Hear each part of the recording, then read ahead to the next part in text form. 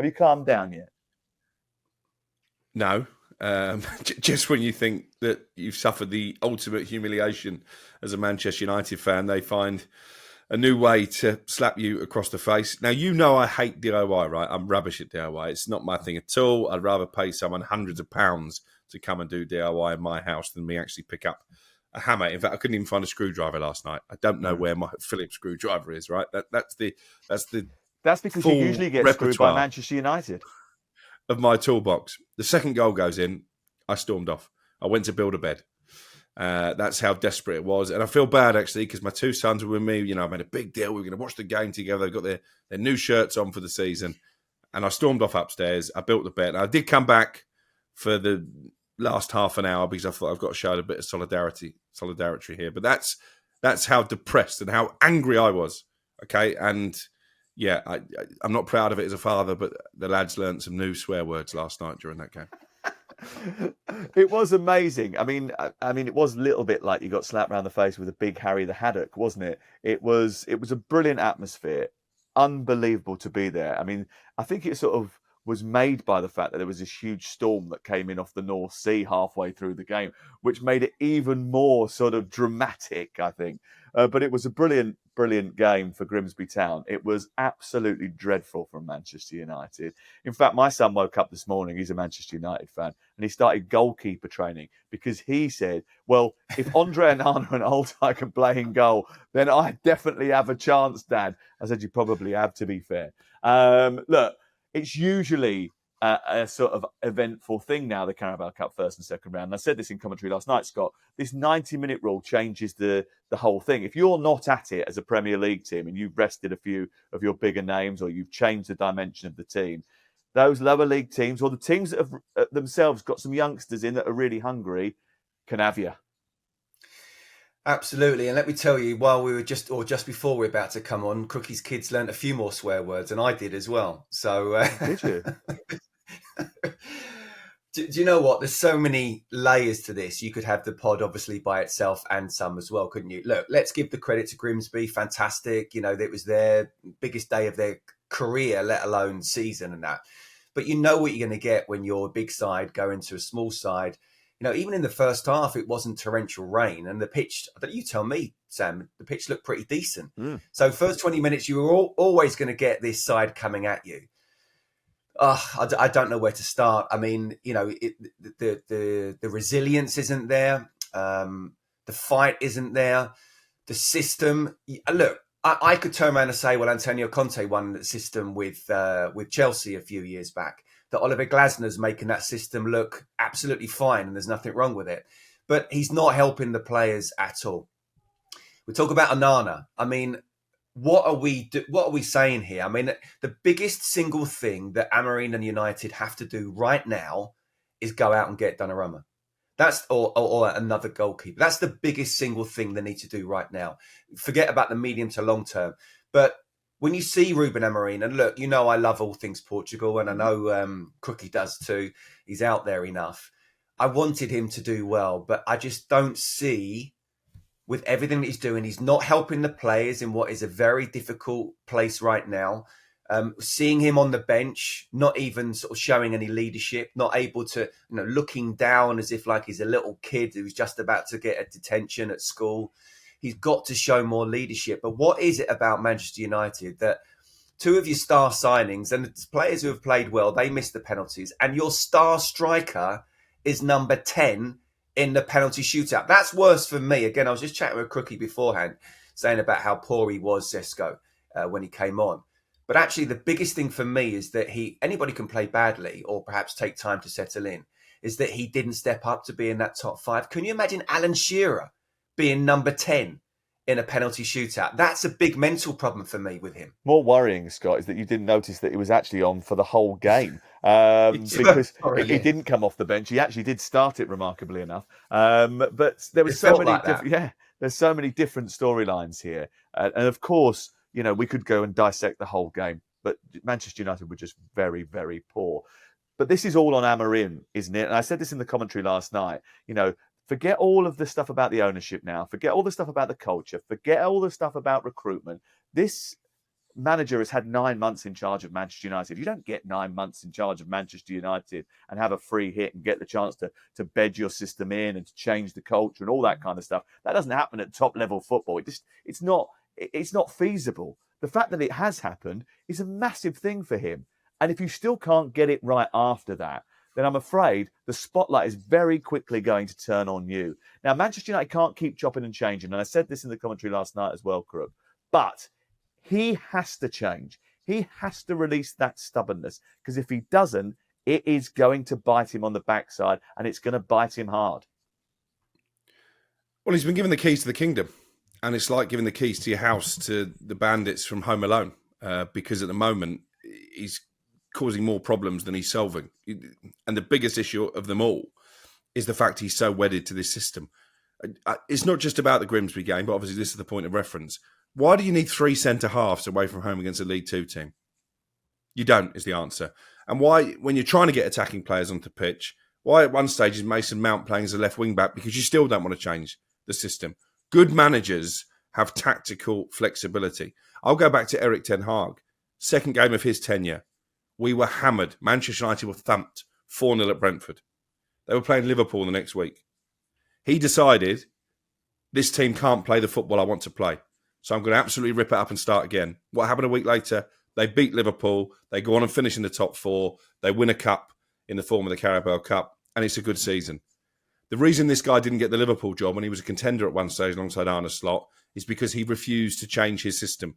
He said, if I'm coming to your club, you're going to play my way, regardless of what players you've got on your books. This team, this group of players does not suit his system. So somebody in the hierarchy, and this is where I question if they've got enough experience at boardroom level. Jason Wilcox has been a technical director for 5 minutes, and he's now overseeing the transfer strategy. Is anyone big enough to turn around to Ruben Amorim and say, you know what, Ruben, if you don't change this system and change the direction of travel, you're going to get fired. Because if he doesn't change this system, nothing is going to improve. He's caused chaos with the goalkeepers by trying to be clever, in my opinion, and starting Altay Bayındır and telling us all, well, Nana's fit, but this guy deserves his chance. No, he doesn't, because he's rubbish, Ruben. All right? He's not good enough. Altay Bayındır, we can all see that. And Nana's not good enough either, but what you've now done is you've made a rubbish goalkeeper be absolutely devoid of confidence. And now he's making basic errors like not being able to come and command his penalty area. Amad Diallo is wasted as a wing-back. Kobbie Mainoo, who this club should be built around, he's come through the academy as part of the DNA. He wants to leave because you won't play him because of your system. Alejandro Garnacho has fallen out with you at the end of last season because you didn't pick him for the Europa League final, and you're going to sell him on the cheap to Chelsea. Now, the question Manchester United hierarchy needs to be asking this morning, 29 games in the Premier League, 28 points. Have we given the keys to the kingdom to the right guy? Or do we need to rail this back now? Do we need to stop Garnacho leaving? Because actually he should be part of the fabric in Manchester United as well. Another young player who's come through the club. Do we need to make sure that Kobbie Mainoo's got a role in the first team? Do we need to sign an actual goalkeeper for this guy? And the Šeško thing, I mean, honestly, again, they've gone out and spent big money on a guy who hasn't got the confidence to take a penalty in a shootout against a team from League Two. That's going to be a disaster as well. There's lots of different issues there. I think we probably should hear from Ruben Amorim, and I think this was startling. He spoke to Manchester United TV last night, and he basically said, I can't say anything. The players have let me down. I don't know what to do anymore. He basically said that. This is what he said. I just want to say sorry to our fans. I have nothing to say anymore about the performance when everything is so important in our club and you try to do everything. You have come from the pre-season, even Arsenal, you can lose the game, but you are there, you are improving, you see the performance. But then reach this kind of game, we are when everything is so important in our club and we start the game like this. I think my players are talking really loud about what they want, so I'm really sorry about to our fans. I have nothing to say anymore. To me, he sounded like a bloke who was prepared to walk away, and the alarm bells started ringing actually, because I know that some managers don't watch penalties. I understand that there's a sort of a superstition that's involved in it. But he's sitting in the dugout, hiding away when his team are taking 14 penalties or whatever it is, Scott Minto, the shootout that went on into the night. He's playing with little tactics boards on the side when the team are 2-0 down on his own, playing with counters. And I couldn't really work out whether it was a thought process thing. He was trying to work out what it was. But it doesn't matter what system Manchester United were playing last night. The tactics were not influencing the game. It was all about heart and endeavour. I mean, does he look like a broken man himself now? Does he come across like that now?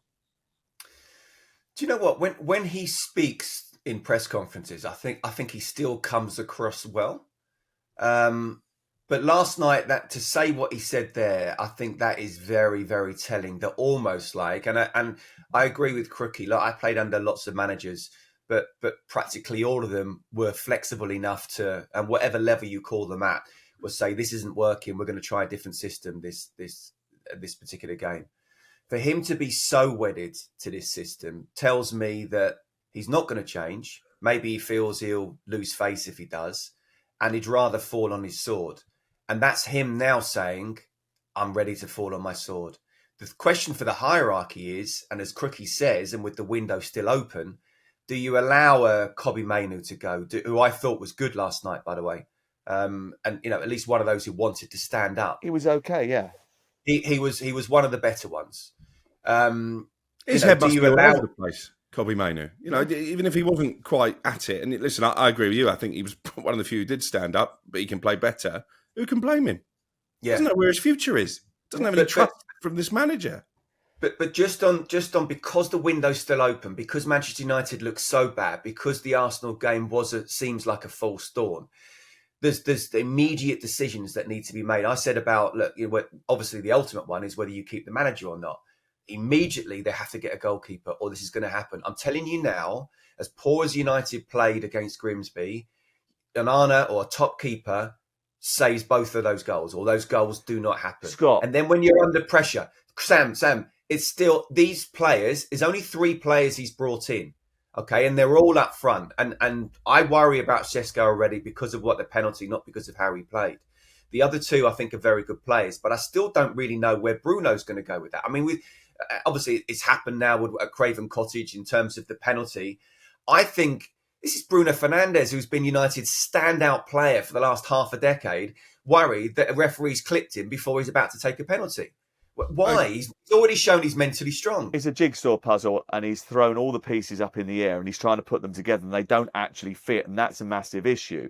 I mean, you talked about the goalkeepers. Everybody targets Manchester United from corners because they've conceded more goals from corners than any other team in the Premier League since the start of last season. Last night, the geezer from Grimsby was trying to put it in the far corner over the goalkeeper's head because he knows that that's a vulnerability of Andre Onana and actually Altay as well. And this is a problem. The issues that Manchester United have got, everybody can see them. Everybody knows them. If Grimsby are targeting them, Burnley are going to target them at the weekend. Liverpool are going to target them when they play them. Chelsea are going to target them. They're in massive trouble if you don't tighten that up. The goalkeeping area has been a massive problem for a long time. He obviously didn't sign those players, but he definitely needs to do something or someone needs to get him a goalkeeper that isn't going to be vulnerable in those circumstances. But all of these multitude of problems still exist despite the fact that the guy's had 9 months in charge. So the question is, what happens next? Crookie, I'll finish off and then you can obviously go with what you want. The thing for me is that there's an immediate decision because of the goalkeeper, because of Garnacho, because of Kobbie Mainoo. And if you're going to let, as Crookie's just said, all those 3 go, then you're sticking with Ruben Amorim. The problem is, this is the first time that the hierarchy have really gone for their man. They extended the contract of Ten Hag, then they sacked him. They think that they're going to look like absolute idiots, but they already do.